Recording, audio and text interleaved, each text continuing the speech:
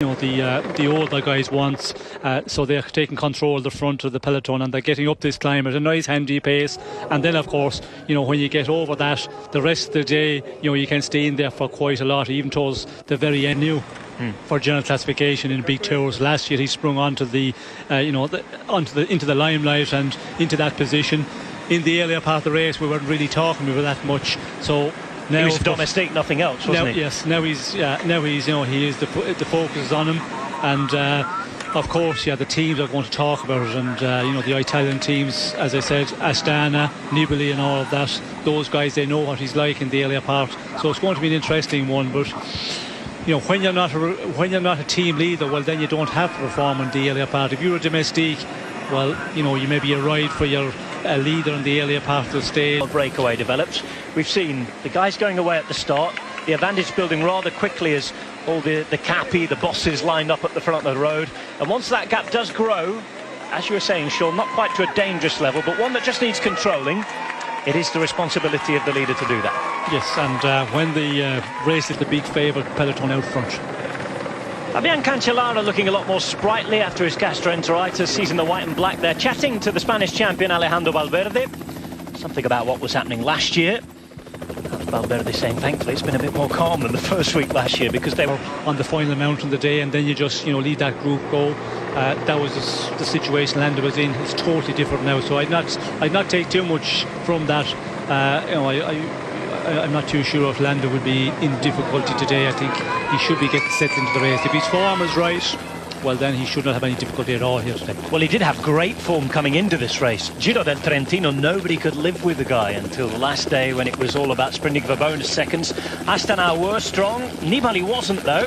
It was the other Astana riders who were up there fighting with Landa for the general classification of what is an extremely mountainous race. And look, talking of all things mountainous, CUSAN0 MUTRl, in this Abruzzo region that was rocked by that L'Aquila earthquake a few years back now.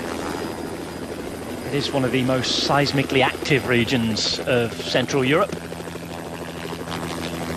Plenty of tremors since then as well. Thankfully, this beautiful little town is still standing. Thinking back to L'Aquila, the last time we were there on the Giro a few years ago, the reparations and the first bit of disaster money was being spent. A lot of those works still haven't been finished, as CUSAN0 MUTRl says hello to the Giro d'Italia. Even in the small villages, the pink balloons are brought out. Pink balloon sales must go up massively during the month of May in Italy. And the Netherlands as well this year. But it is a beautiful part of the world. Very hearty food to be had in this part of the world as well.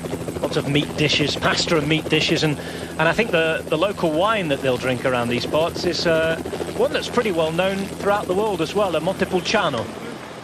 Red Montepulciano d'Abruzzo. Find it a good Montepulciano in most supermarkets in and around Europe now. I don't think there'll be much Montepulciano in those beadens just yet, though. The weather has improved. Of course, the riders don't want it too hot when they're riding mountain stages, but they certainly want more clement weather than the rain that we saw at the start today. 4% average, but there's a short ramp at 12%. Nothing too hard in terms of percentages at the start of this Giro d'Italia, but there are a lot of very famous climbs in this region. Think back to 2009, just east from here towards the Adriatic coast, we're in Blockhouse. Very short stage, an extremely active stage back in 2009. Giro that was won by Denis Menchov.